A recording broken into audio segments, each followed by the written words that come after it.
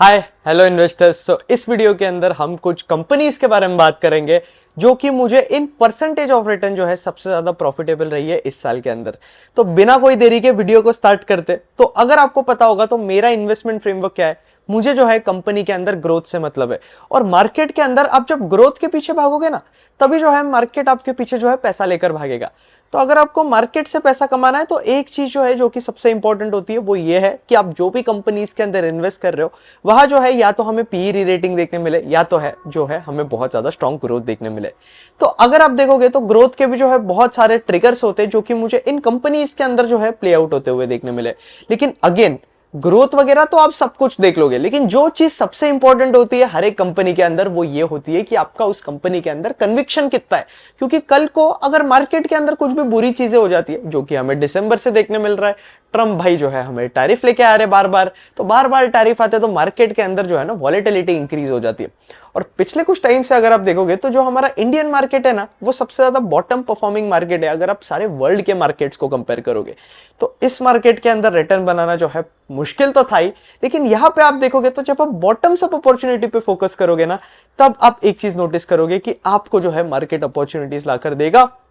क्योंकि bottoms up basis पे बहुत सी कंपनीज थी जो कि रीजनेबल वैल्यूएशन पे ट्रेड कर रही थी। भले ही उन कंपनीज के प्राइस के अंदर हमें करेक्शन देखने मिला, जब भी अगर आप देखोगे तो मार्केट के अंदर जो है हमें करेक्शन देखने मिलता है। कुछ कंपनीज होती है ऐसी होती है जो कि पीयर्स को आउट परफॉर्म कर रही है, कुछ कंपनीज ऐसी होती है जहां हमें ग्रोथ ट्रिगर्स देखने मिल रहे हैं, और वो कंपनी जो है ना सबसे अच्छा परफॉर्म करती है जब मार्केट अगेन पिक करता है या फिर बॉटम्स अप लेवल पे अगर आप देखोगे तो वो कंपनीज का प्राइस जो है ज्यादा टाइम तक नहीं गिरता है। उन कंपनीज के अंदर जो है हमें री रेटिंग मिलनी जो है वो स्टार्ट हो जाती है। तो बिना कोई देरी के हम स्टार्ट करते हैं, हम सारी कंपनीज डिस्कस करते हैं और मेरा क्या स्टोरी रहा है। जो पहली कंपनी जो कि मुझे सबसे ज्यादा प्रॉफिटेबल रही है इस कमिंग साल के अंदर, मतलब ये वाला जो साल हुआ उसके अंदर, ये हम कंसिडर कर रहे हैं आपका अभी क्या चल रहा है करंटली अक्टूबर, तो पिछले साल के अक्टूबर से जो है हम लोग बात कर रहे हैं। तो यहां पे आप देखोगे तो यथार्थ hospitals one of the most interesting company इन आपका हॉस्पिटल सेक्टर, ये जो है मुझे प्रॉफिटेबल रही है। अगेन मैं आपको बोलूंगा इस वीडियो के अंदर जो भी स्टॉक्स हमने डिस्कस करे, none of this is buy sell recommendation, this is only for educational purposes. तो फॉर्मेलिटी हो गई हमारी पूरी। तो अब जो है कंपनीज को हम डिस्कस करते हैं।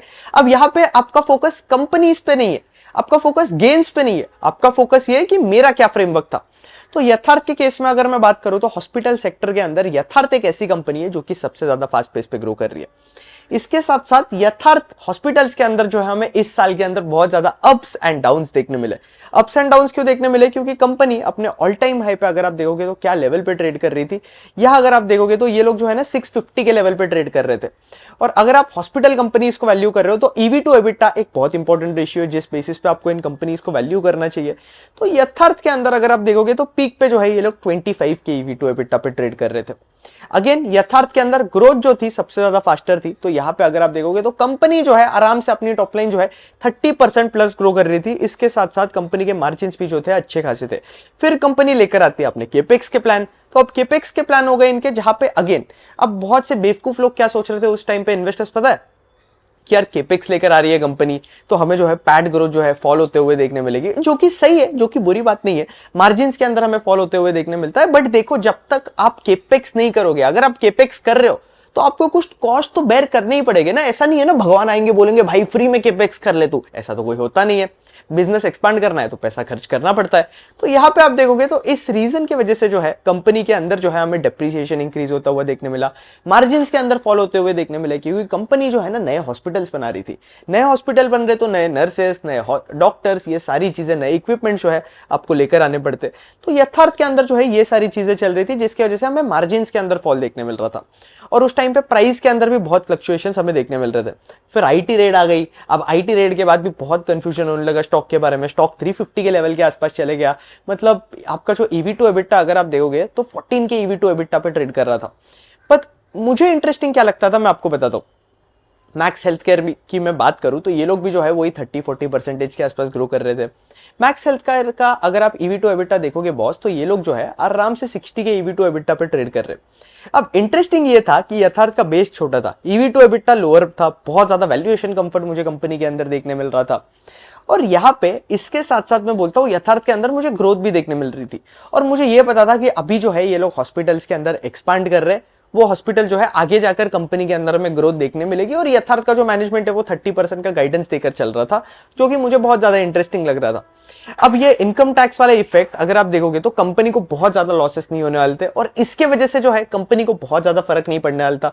अब ऑब्वियसली मैं कोई बहुत बड़ा सुपरमैन हूं नहीं कि यार आग लगी है और आग के अंदर से बाहर जाके मैं आ जाऊंगा।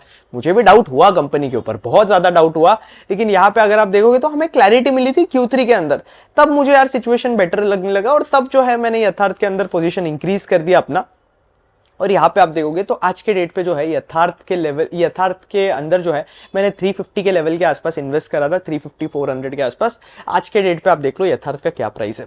तो यथार्थ जो है एक बहुत इंटरेस्टिंग जर्नी रही है। अब भी मुझे यथार्थ के स्टॉक पे क्या आउटलुक है ये मैं बिल्कुल डिस्क्लोज नहीं करने वाला हूं।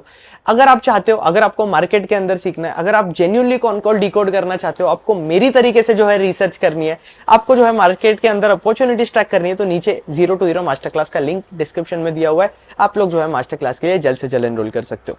अब यहाँ पे अगर हम बात करें तो यथार्थ के केस में और भी हमें स्ट्रॉन्ग ग्रोथ देखने मिल सकती है, क्योंकि इनके नए बेड जो है ऑपरेशनलाइज हो रहे हैं, 1600 बेड से 2300 बेड्स के आसपास जा चुके हैं, तो चीजें जो है इंटरेस्टिंग हो रही है।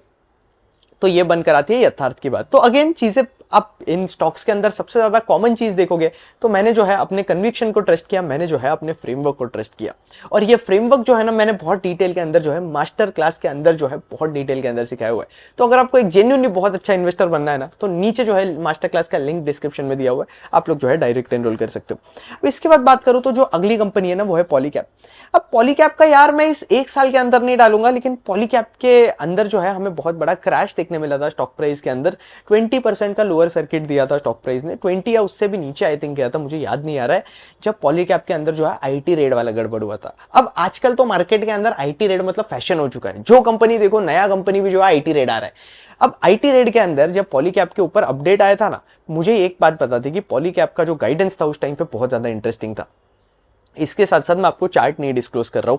पॉलीकैप के अंदर अगर आप देखोगे तो ग्रोथ जो थी केबल्स एंड वायर स्पेस के अंदर उस टाइम पे जो है Polycab one of the fastest growing player था। केबल्स एंड वायर्स वाले सेक्टर के अंदर जो है टेलविंड्स भी थी, इंफ्रा को ये बेनिफिट कर रहे थे, रिन्यूएबल्स को बेनिफिट कर रहे थे, डेटा सेंटर्स को बेनिफिट कर रहे थे, टीएनडी को बेनिफिट कर रहे थे। हर जगह आप कोई भी केपेक्स करो, किधर भी इंफ्रा बनाओ, वायर आपको इलेक्ट्रिसिटी तो लगनी है, इलेक्ट्रिसिटी ट्रांसमिट करने के लिए वायर और केबल तो लगनी है। तो ये मेरा जो था बेसिक सा थीसिस था। इसके साथ साथ मुझे पॉलीकैप के अंदर जो है ग्रोथ ट्रिगर्स भी प्ले आउट होते हुए देखने मिल रहे थे। ग्रोथ ट्रिगर्स थे, लेकिन उस टाइम पे मेरा पॉलीकैप के साथ जो था ना वैल्यूएशन कंफर्ट नहीं था, जो कि मुझे देखने मिला आपका जब आईटी रेट का इशू जो है हमें कंपनी के अंदर देखने मिला, और स्टॉक जो है 4600 के आसपास जा चुका था।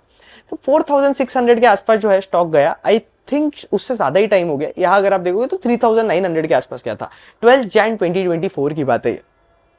तो यहां पे आप देखोगे तो हुआ क्या, स्टॉक इतना ज्यादा नीचे के लेवल पे जा चुका था। अब स्टॉक इतना नीचे चले गया तो मेरा बहुत इंटरेस्ट बनने लगा, क्योंकि पॉलीकैप के अंदर अगर आप देखोगे तो उस टाइम पे कंपनी का जो पी रेशियो है ना वो आपका 37 के आसपास जा चुका था। उस टाइम पे ये इंडस्ट्री के अंदर डी रेटिंग वगैरह का कोई झमेला नहीं चल रहा था, जो कि हमें अब भी देखने मिल रहा है पिछले कुछ 6-7 मंथ से, जब कॉम्पिटिटिव इंटेंसिटी इंक्रीज हो गई है इंडस्ट्री की।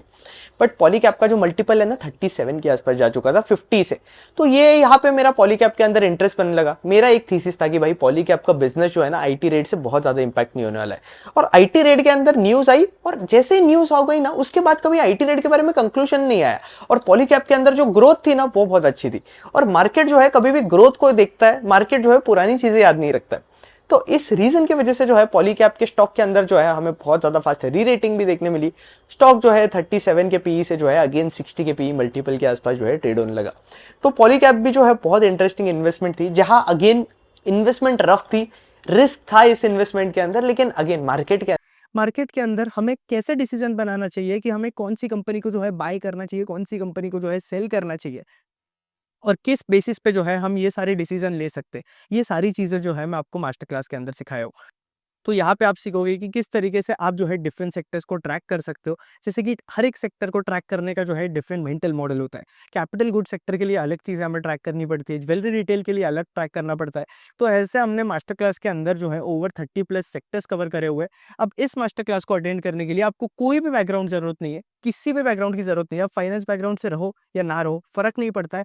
आप जो है ये 20 आवर्स का कंटेंट देखो, इसके बाद जो है आप कंपनीज ट्रैक करो, और आपको इन प्रोसेस कोई भी डाउट आता है तो तो आप जो है मुझे एक्स पे रीच आउट कर सकते हो, आप मुझे एक्स पे डीएम कर सकते हो आपके सारे डाउट्स के लिए, और मैं सारे डाउट्स जो है पर्सनली रिप्लाई करता हूँ। तो आप जल्द से जल्द जो है नीचे डिस्क्रिप्शन में लिंक भी और अंदर जो है रिस्क होता ही है। अब मैंने जो है पॉलीकैब के अंदर पहले थोड़ी पोजीशन बनाई, फिर जिस तरीके से मैंने देखा कि यार अपडेट नहीं आ रहा है, उस तरीके से जो है मैंने कंपनी के अंदर पोजीशन इंक्रीज की। अब जो अगली कंपनी है वो है पीजी इलेक्ट्रोप्लास्ट। अब पीजी इलेक्ट्रोप्लास्ट की अगर मैं बात करूं तो ये कंपनी का स्टॉक जो है हमें 1000 के लेवल के आसपास जाते हुए देखने मिला था। ईएमएस सेक्टर की ये कंपनी है, आरएसी सेगमेंट के अंदर काम करती है। जब रूम एयर कंडीशनर की सेल अच्छी होगी, पीजी इलेक्ट्रोप्लास्ट के अंदर हमें ग्रोथ देखने मिलेगी, जो कि हमें जो है FY25 के अंदर देखने मिला। और यहाँ अगर आप देखोगे तो आपके Q4 के टाइम पे जो है यहाँ पे कंपनी के अंदर जो है ग्रोथ का जो है गड़बड़ होना स्टार्ट हो गया। क्या गड़बड़ हुआ पीजी इलेक्ट्रोप्लास्ट के अंदर? यह अगर आप देखोगे तो पीजी इलेक्ट्रोप्लास्ट मुझे ईएमएस स्पेस के अंदर है ना आउटलायर लगता था। ईपैक्स से जो है कंपनी बेटर लगती थी, क्योंकि ईपैक्स से ज्यादा फास्टर ग्रोइंग कंपनी थी। ये लोग आपके प्लास्टिक मोल्डिंग के अंदर भी काम कर रहे थे, आपके कंप्रेसर्स के बारे में भी ये लोग जो बात कर रहे थे, जब कोई नहीं बात कर रहा था आपके पूरे इंडस्ट्री के अंदर। इसके साथ साथ पीजी इलेक्ट्रोप्लास्ट के मैनेजमेंट की तरफ से जो है हमें स्ट्रॉन्ग एग्जीक्यूशन भी देखने मिल रहा था, और गाइडेंस भी जो था ना इनका बहुत टॉप नॉच था उस टाइम पे। अब दिक्कत क्या हो गया कि Q4 से जो है इस कंपनी के अंदर दिक्कतें स्टार्ट हुई। Q4 FY25 से अगेन आपको जो है चीजें साइकिल्स पे समझ आनी चाहिए, और अगर आप साइकिल्स प्ले आउट कर सकते हो ना तो अगेन जो है आप मार्केट के अंदर सर्वाइव कर सकते हो। आपको सीजनैलिटी इंडस्ट्री को पढ़ना चाहिए और आपको साइकिल्स प्ले आउट करते आनी चाहिए। और साइकिल्स किस तरीके से प्ले आउट कर सकते हो, अब ये सारी चीजें जो है ना मैंने जीरो टू हीरो के अंदर सिखाई हुई है। तो अगर आपको जेन्युइनली मार्केट सीखना है ना तो आई वुड सजेस्ट कि आप जीरो टू हीरो का लिंक नीचे डिस्क्रिप्शन में दिया हुआ है, जल्द से जल्द जो है मास्टर क्लास के लिए एनरोल कर लेना। अब यहाँ पे अगर आप देखोगे तो आरएसी की साइकिल होती है, सीजनैलिटी वाला इंपैक्ट जो है सबसे ज्यादा होता है इंडस्ट्री के अंदर। तो जब रेन्स होगी तब इंडस्ट्री के अंदर जो है हमें स्लो डाउन देखने मिलेगा। यही जो है जब मैं ब्लू स्टार को ट्रैक कर रहा था, वोल्टास को ट्रैक कर रहा था, तो उन्होंने बता दिया कि भाई इस बार इंडस्ट्री के अंदर जो है हमें स्लो डाउन देखने मिलने वाला है, चीजें जो है अच्छी नहीं होने वाली है आरएसी सेक्टर के लिए। ओवरऑल लॉन्ग टर्म के लिए मैं बहुत ज्यादा ऑप्टिमिस्टिक हूँ सेक्टर को लेके, लेकिन अगेन वहां से अगर आप देखोगे तो मैं स्टॉक के अंदर इन्वेस्टेड था आई थिंक कुछ 600 के लेवल के आसपास से, और यहाँ पे अगर आप देखोगे तो वो स्टॉक जो है ना 1000 के लेवल के आसपास से जो है अभी कहा जा चुका है, लगभग 50-60% से जो है करेक्ट हो चुका है। और अभी अगर आप देखोगे तो एक टाइम पे कंपनी जो है आपके 140 के पी पे ट्रेड करती थी, आज के डेट पे कंपनी करेक्ट हो चुकी है। लेकिन अगेन इसलिए मैं बोलता हूँ कि आपका सेलिंग फ्रेमवर्क भी जो है ना बहुत सही होना चाहिए। बाइंग फ्रेमवर्क से इतना ज्यादा फर्क नहीं पड़ता है, सेलिंग फ्रेमवर्क बहुत ज्यादा इंपॉर्टेंट होता है। रीजन ये बनकर आता है कि देखो जब आपका सेलिंग फ्रेमवर्क अच्छा होने वाला है ना, तब आपको जो है पता होगा कि आप टाइमली एग्जिट ले सकते हो स्टॉक के अंदर, अगर आप आपके फ्रेमवर्क को स्टिक टू हो। नहीं तो अगर आपको पता ही नहीं है, आपका सेलिंग कोई फ्रेमवर्क ही नहीं है, तो यहाँ पे आप देखोगे तो आपको समझेगा ही नहीं ना आपको बिजनेस से एग्जिट कब लेना है, बिजनेस खराब कब हो रहा है, चीजें आपके अगेंस्ट कब जा रही है, और आपने जो प्रॉफिट बनाया वो भी आप मार्केट के अंदर लूज आउट कर दोगे। तो ये सारी चीजें जो है आपको पता होनी चाहिए। तो जो अगली कंपनी है जो कि मुझे आपसे डिस्कस करनी है वो वैल्यू रिटेल स्पेस के अंदर आती है। अब मैं वो कंपनी का नाम आपको नहीं बताऊंगा सैडली, वो कंपनी क्योंकि अभी भी मेरे पोर्टफोलियो के अंदर है, अब मैं नाम नहीं बताने वाला हूं आपको। रीजन ये है कि वो थोड़ा रिकमेंडेशन जैसा हो जाता है। अब वो वैल्यू रिटेल के अंदर कंपनी है, अगर आप स्मार्ट हो तो आप आराम से गेस कर लोगे।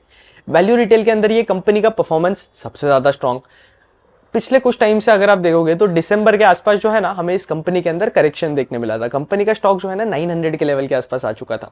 तो वहां से जो है स्टॉक अगर आप देखोगे तो 900 से जो है मोर देन डबल हो चुका है आज के डेट पे। तो रीजन ये था कि इस कंपनी के अंदर मुझे कन्विक्शन था, वैल्यू रिटेल स्पेस के अंदर ग्रोथ रेट्स बहुत ज्यादा स्ट्रॉन्ग थी, एग्जीक्यूशन हमें देखने मिल रहा था, मैनेजमेंट टॉप लाइन 50% के ऊपर ग्रो कर रहा था, और इसके साथ साथ कंपनी के अंदर जो है सारी अच्छी चीजें चल रही थी, कोई भी बुरी चीज मुझे नहीं देखने मिली। स्टोर्स ये लोग कॉन्स्टेंटली एक्सपांड कर रहे थे, आपका वैल्यू रिटेल का स्पेस भी बहुत ज्यादा स्ट्रॉन्ग है। जब मैं ट्रेंड की बात करूं तो ट्रेंड के अंदर अगर आप देखोगे तो ट्रेंड की ग्रोथ रेट से इतनी ज्यादा स्ट्रॉन्ग थी। हालांकि वो बात अलग है कि ट्रेंड के अंदर ग्रोथ रेट स्लोअर होने लगी, और ये जो कंपनी है वो पीयर टू पीयर बेसिस पे अगर आप देखोगे तो बेटर परफॉर्म करने लगी। लेकिन स्टिल आपको एक चीज पता होनी चाहिए, आप सबसे इंपॉर्टेंट चीज ये है कि आपके होल्डिंग पे आपको कन्विक्शन होना चाहिए। तो उस टाइम पे जो है मुझे कंपनी के अंदर कन्विक्शन था, मुझे पता था कि बिजनेस बहुत इंटरेस्टिंग है, बिजनेस के अंदर ग्रोथ है, वैल्यूएशन उस टाइम पे रीजनेबल लगी, और इसके साथ साथ बिजनेस को मैं पहले से ही ट्रैक करते आ रहा था, तो यहाँ मुझे अपॉर्चुनिटी देखने मिल रही थी, तो मैंने कंपनी के अंदर जो है इन्वेस्ट कर दिया। वैल्यू रिटेल स्पेस के अंदर जो है 3 ही कंपनीज है, होपफुली आपको आइडिया लग गया होगा मैं कौन सी कंपनी की बात कर रहा हूँ। अब इसके बाद अगर मैं बात करूं तो जो अगली कंपनी है वो रिसाइकलिंग स्पेस के अंदर है, और इस कंपनी का नाम है ग्रेविटा। अब ग्रेविटा वाला स्टॉक जो है ना हमारे लिए था 2.5 बैगर या 3 बैगर के आसपास, जो है आप समझ सकते हो।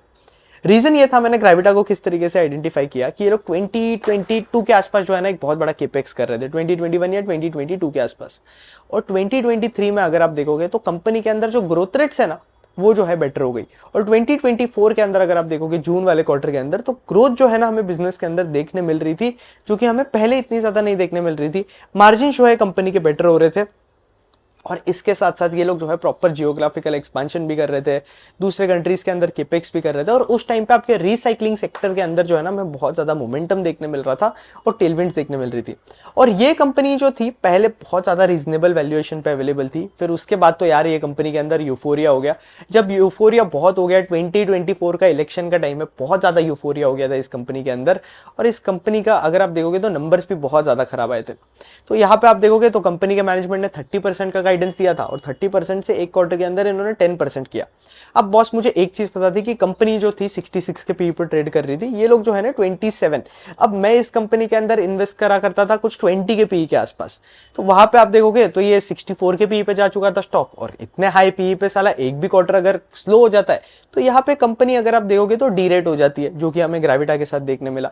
तो यहाँ पे हमें डी रेटिंग दिखनी स्टार्ट हो गई। फिर इसके साथ साथ अगेन चीजें खराब होने स्टार्ट हो गई कंपनी के लिए, क्योंकि आपका हमें रेड सी क्राइसिस देखने मिल रहा था। तो रेड सी क्राइसिस देखने मिल रहा था, तो यहाँ अगेन अगर आप देखोगे तो मार्जिन हमें फॉलो होते हुए देखने मिल रहे थे, लॉजिस्टिक्स कॉस्ट इंक्रीज हो रहा था। तो ये मुझे जो है बिजनेस को होल्ड करने के लिए थोड़ा अनकंफर्ट दे रहा था। एंड अगेन मैं आपको पहले से ही बताता हूँ कि जब भी मैं अनकंफर्टेबल हो जाता हूँ ना बॉस, मैं सेल कर देता हूँ। तो ये बिजनेस से जो है मैं एग्जिट कर चुका हूँ। Again none of this is buy sell recommendation है, ये चीज ध्यान रखना। बट अभी ये बिजनेस जो है मुझे फिर से इंटरेस्टिंग थोड़ा बहुत लगने लगा है, क्योंकि यहाँ पे ग्रोथ बेटर हो सकती है, वैल्यूएशन वाइज जो है कंपनी थोड़ी जो है मुझे इंटरेस्टिंग लग रही है। अब इसके बाद एक और कुछ कंपनी है जो कि मुझे जो है आपसे डिस्कस करनी है। एक पावर सेक्टर के अंदर कंपनी है, माइक्रो कैप स्टॉक है, लेकिन मैं जो है ये कंपनी अगेन आप लोगों से जो है डिस्कस नहीं करने वाला हूँ। रीजन सिंपल बनकर आता है, क्योंकि पोर्टफोलियो के अंदर ये कंपनी जो है अभी भी है, और मेरा जो है इस कंपनी के ऊपर जो है कन्विक्शन अभी भी बहुत ज़्यादा स्ट्रॉन्ग है। अब टीएनडी सेक्टर के अंदर अगर आप देखोगे तो बहुत ज़्यादा टेलमेंट्स है। टीएनडी सेक्टर आपका एआई को प्रॉक्सी बनकर आता है। एआई के लिए आपको डेटा सेंटर्स लगते हैं, डेटा सेंटर्स के लिए पावर लगता है, पावर के लिए आपको ट्रांसमिशन एंड डिस्ट्रीब्यूशन लगता है। और ये जो कंपनी है ना वो ईपीसी कंपनी है, टीएनडी सेक्टर के अंदर काम करती है। अब इस कंपनी के अंदर अगर आप देखोगे ना तो हुआ क्या है, ये कंपनी कहाँ काम करती है आप पहले वो समझो। ये लोग जो है ना आपके ईपीसी प्रोजेक्ट्स बनाते हैं, और अभी जो है ना ये लोग एचवीडीसी के अंदर भी जा रहे हैं। आई थिंक ये इनफ हिंट होगा आप लोगों के लिए।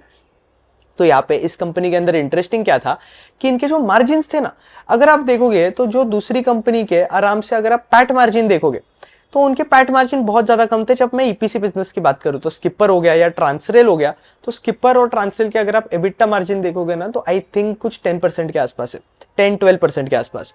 और ये कंपनी के पैट मार्जिन जो थे ना वो 10% के आसपास थे, और स्किपर वगैरह के पैट मार्जिन एकदम लोअर साइड पे थे। तो ये मुझे इस बिजनेस के बारे में बहुत इंटरेस्टिंग लग रहा था। इसके साथ साथ ये जो कंपनी है कॉन्स्टेंटली अपने गाइडेंस को जो है एक्सीड करे जा रही थी, और हमें जो है अंडर प्रॉमिस ओवर डिलीवर जो है इस कंपनी के अंदर देखने मिल रहा था। लेकिन अगेन बहुत छोटी कंपनी है, आई थिंक 600-700 करोड़ के आसपास जो इसका अभी मार्केट कैप होगा। तो ये चीज जो है आपको ध्यान रखनी पड़ेगी, माइक्रो कैप स्टॉक के अंदर इलिक्विडिटी कम होती है, इसलिए जो है मैं आप लोगों के साथ शेयर नहीं कर रहा हूँ ये कंपनी। बट टीएनडी स्पेस के अंदर काम करती है। अगर आप मुझे रेगुलरली वॉच करते हो तो आपको जो है ये कंपनी पता होगी। इसके साथ साथ अगर आप जीरो टू हीरो के स्टूडेंट हो तो आपको तो 110% बॉस ये कंपनी जो है पता होगी ही। और आप लोगों को ऑलरेडी मेरा पोर्टफोलियो वगैरह जो है हर चीज पता होगी। Q4 FY25 के अंदर वाला जो मेरा पोर्टफोलियो था वो जीरो टू हीरो के अंदर मैंने डिस्कस करा हुआ है। इसके साथ साथ यहाँ अगेन अगर आप देखोगे तो जीरो टू हीरो के अंदर और भी बहुत सारी चीज है। बट अभी मैं जो है एक और वर्कशॉप करने वाला हूँ, live workshop, first week of November के अंदर। उसके रजिस्ट्रेशन भी स्टार्ट हो गया। तो वहां पे जो है ना मैंने Q1 के अंदर और Q2 के अंदर जो पोर्टफोलियो के अंदर चेंजेस करे हुए हैं, इसके साथ साथ मुझे क्या अपॉर्चुनिटीज देखने मिल रही है मार्केट के अंदर, वो जो है लाइव वर्कशॉप होने वाला है अभी फर्स्ट वीक ऑफ नवंबर के अंदर। तो अगर आपको उसके लिए रजिस्टर करना है तो कमेंट सेक्शन के अंदर डाल देना, मैं जल्दी जो है उसका अनाउंसमेंट वीडियो लेकर आने वाला हूँ। तो उस वीडियो के अंदर जो है मैं अगेन अपना पोर्टफोलियो डिस्कस करने वाला हूँ। Q1 Q2 के अंदर मैंने क्या चेंजेस किए लास्ट 6 मंथ्स के अंदर, अगर आप देखोगे तो वो सारी चीजें जो है ना मैं डिस्क्लोज करने वाला हूँ इसके अंदर। तो यहाँ पे मैं आपको सिखाऊंगा कि किस तरीके से आप पोर्टफोलियो मैनेज कर सकते हो, कब आपको कंपनी के अंदर ऐड करनी चाहिए, कब कट करनी चाहिए अपने पोर्टफोलियो के स्टॉक्स को यूज कर जीरो टू हीरो के अंदर भी है, लेकिन वहां पे मेरा Q4 FY25 का पोर्टफोलियो है जहां से हमें चेंजेस देखने मिले। तो ये कंपनी आप लोगों को पता होगी, ये कंपनी के अंदर अभी भी हमें बहुत ज्यादा स्ट्रॉन्ग ग्रोथ रेट देखने मिल रही है। अभी भी ये लोग अभी इन्वेस्टर्स प्रेजेंटेशन लेकर आए, चाहे इन्होंने बहुत ज्यादा सॉलिड गाइडेंस दिया है, लेकिन अब मैं यहाँ पे एग्जीक्यूशन ट्रैक कर रहा हूँ। अगर मुझे यहाँ पे एग्जीक्यूशन नहीं देखने मिलता है ना तो मैं ये जो है कंपनी को एग्जिट कर दूंगा। अब इस कंपनी के अंदर अगेन वॉलेटिलिटी भी मुझे बहुत ज्यादा देखने मिली, और मेरा जो जर्नी है इस कंपनी को लेकर वो भी बहुत कंफर्टेबल नहीं था। अब साला ये रीजन ये बनकर आता है मेरे इस कंपनी को इतना खराब जर्नी होने का। रीजन सिंपल है बॉस कि देखो मैंने इस कंपनी के अंदर इन्वेस्ट करा था आई थिंक 600-700 के लेवल के आसपास, या वहां से अगर आप देखोगे तो ये स्टॉक जो है ना ऊपर चले गया, ऊपर जाकर हमें जो है सॉलिड ड्रॉडाउन देखने मिला स्टॉक प्राइस के अंदर। तो वहां से स्टॉक मेरे लिए आई थिंक कुछ 20-30% डाउन हो गया था, जो मैंने जो प्राइस पे मैंने इन्वेस्ट करा था। और वहां से ये स्टॉक अगर आप देखोगे तो आज के डेट पे जो है ना ये कंपनी हमारे लिए जो है लगभग डबल के आसपास हो चुकी है। तो ये जो है एक बहुत इंटरेस्टिंग चीज हुई है कंपनी के साथ। तो ये अगेन मैं बोलता हूँ कि कंपनी मुझे अभी भी इंटरेस्टिंग लग रही है, और फॉरवर्ड बेसिस पे जो है इसका वैल्यूएशन भी जो है थोड़ा चीपर साइड पे। तो ये कुछ कंपनीज थी, अगेन मैंने सारी कंपनीज डिस्कस कर लिया। अगर कोई सोच रहा होगा वैल्यू रिटेल वाला, तो यार सबसे इजी कंपनी आप लोग आराम से गेस कर सकते हो। तो ये कुछ जो है 5-6 कंपनीज थी जहां जो है इस साल की सबसे ज्यादा प्रॉफिटेबल इन्वेस्टमेंट थी, जहां मैं जो परसेंटेज ऑफ रिटर्न टर्म्स की मैं बात करूं तो हमें जो है ओवर 100-120% के ऊपर के जो है गेन्स देखने मिले। एक और स्टॉक है जो यहाँ पे जो है मुझे इतने ज्यादा गेन्स देखने मिले, वो है CDSL। अब CDSL के अंदर अगर आप देखोगे तो CDSL के अंदर मैं इन्वेस्टेड हुआ करता था। अब CDSL के अंदर आपकी कैपिटल मार्केट साइकिल पे आउट होती है। तो अगर आप देखोगे तो बुल मार्केट के अंदर हमें स्ट्रॉन्ग ग्रोथ देखने मिलती है, बुल मार्केट चल जाता है तब ग्रोथ रिड्यूस हो जाती है। तो वही CDSL के अंदर मुझे देखने मिल रहा था 2024 के बुल मार्केट के अंदर ये स्टॉक जो है मेरे लिए लगभग डबल के आसपास हो चुका था। आई थिंक 1000 के लेवल के आसपास मैंने CDSL के अंदर इन्वेस्ट करा था, और वो स्टॉक जो है ना 2000 के लेवल के आसपास जा चुका था। तो वहां पे अगर आप देखोगे तो ये कंपनी के अंदर जो है ना कहीं जो है स्लो डाउन हमें जो है वो देखने मिल रहा था। और आपके पूरे सेक्टर के अंदर, कैपिटल मार्केट सेक्टर के अंदर जो है स्लो डाउन देखने मिल रहा था आपके दिसंबर के आसपास से। ऑलरेडी नवंबर से चीजें जो है खराब होनी स्टार्ट हो गई थी। तो वहां पे आप देखोगे तो सिंपल फ्रेमवर्क होता है, जब मार्केट खराब परफॉर्म करेगा तो CDSL जैसी कंपनीज भी जो है ऑब्वियसली एक्सपेक्टेड है कि खराब ही परफॉर्म करेगी। तो उस टाइम पे जो है CDSL की ग्रोथ वगैरह भी रिड्यूस हो गई थी, वैल्यूएशन मुझे कोई सेंस नहीं बना रही थी, इसलिए मैंने जो है CDSL को एग्जिट कर दिया था। बिजनेस बहुत इंटरेस्टिंग है, लेकिन मैं जो है मार्केट की साइकिल्स प्ले करने में बिलीव करता हूँ। तो मुझे उस टाइम पे कैपिटल मार्केट के साइकिल के हिसाब से यहाँ अगर आप देखोगे तो मुझे ऐसा लग रहा था कि बॉस अभी पीक ऑफ साइकिल पे, वैल्यूएशन पीक पे, और यहाँ से जो है साइकिल खराब होने वाली है, जो कि हमें होते हुए देखने मिली। अब मैं कोई आपके पारंपरिक फंड वाला तो हूं नहीं कि जो मैंने सितंबर में एग्जिट कर दिया। मैंने जो है दिसंबर के आसपास एग्जिट करा था, और आई थिंक मैंने एग्जिट करा था कुछ 1800 या 1900 के प्राइस के आसपास। तो ये बनकर आती है। ये कुछ 6 से 7 कंपनीज थी जहां पे जो है इस साल के जो है सबसे ज्यादा प्रॉफिटेबल इन्वेस्टमेंट्स रहे ये companies, in terms of amount also अगर आप देखोगे, in terms of return percentage भी अगर आप देखोगे, तो ये जो है बहुत इंटरेस्टिंग चल रही है इस साल भी जो है। और भी बहुत कंपनीज है, लेकिन मैं आपके साथ वही कंपनी, आपके पास वही कंपनी लेकर आया हूँ जहां पे जो है मुझे 100% के ऊपर के जो है गेन्स देखने मिले, क्योंकि उसके नीचे का कोई फायदा नहीं बनकर आता है। तो जो 2 बैगर स्टॉक्स रहे मेरे लिए, मैं वही स्टॉक्स जो है आप लोगों के साथ डिस्कस कर रहा हूँ। इसके नीचे के जो है 50-60-70% गेन्स, वो तो यार छोटे छोटे गेन्स है। हम ट्विटर के इन्वेस्टर के तरीके से तो काम नहीं करते कि यार 5% स्टॉक ऊपर चले गया तो लोग नाचना स्टार्ट करते। मैं जो है उस तरीके से काम नहीं करता। 60-70% के गेन्स बहुत नॉर्मल होते हैं। तो यहाँ पे आप जो है थोड़ा बड़ा सोचो मार्केट के अंदर। बिजनेस पे अगर आप फोकस करोगे तो आप जो है ऑटोमेटिकली मार्केट के अंदर जो है बहुत आगे जाओगे। तो प्राइस के पीछे मत भागो, बिजनेस के पीछे भागो, ग्रोथ ट्रिगर ढूंढो, बॉटम्स अप अपॉर्चुनिटी ढूंढो, आपको बहुत ज्यादा मिलेगी। अब मार्केट के अंदर गलतियां भी बहुत करी है, बहुत सी कंपनीज के अंदर लॉसेस में भी एग्जिट करे मैंने, वो भी मैं एक सेपरेट वीडियो के अंदर कवर करूंगा। तो ये कुछ प्रॉफिटेबल कंपनीज आती है। अब मैं बोस्ट नहीं कर रहा हूं कि यार प्रॉफिट बनाए, लेकिन अगेन मैं आपको एक सिंपल चीज बताता हूं कि यार फ्रेमवर्क होगा आपका तो सारी चीजें जो है आपके साथ मार्केट के अंदर सही होगी। कई बार चीजें खराब भी होती है, लेकिन फ्रेमवर्क को स्टिक करोगे ना तो मोर और लेस अगर आप देखोगे तो मार्केट के अंदर जो है आप सर्वाइव कर पाओगे। That's it. होपफुली वीडियो पसंद आया होगा। आयुष मर्दा साइनिंग ऑफ। जय हिंद, जय भारत। और इसके साथ साथ एक और चीज है, मास्टर क्लास का 0 to 0 मास्टर क्लास का लिंक नीचे डिस्क्रिप्शन में दिया हुआ है। मैं जल्दी मास्टर क्लास का प्राइस इन कमिंग डेज ही जो है 2999 से 3499 करने वाला हूँ within coming week only. तो अगर आपने अब तक रजिस्टर नहीं किया है तो जल्द से जल्द जो है मास्टर क्लास के लिए रजिस्टर कर लो। इस वीक करूंगा, नेक्स्ट वीक करूंगा पता नहीं, बट जल्द से जल्द जो है मास्टर क्लास के लिए रजिस्टर कर लेना। फिर बाद में मत बोलना कि यार प्राइस इंक्रीज का बताया नहीं तूने। That's it. होपफुली वीडियो पसंद आया होगा। आयुष मर्दा साइनिंग ऑफ। जय हिंद, जय भारत।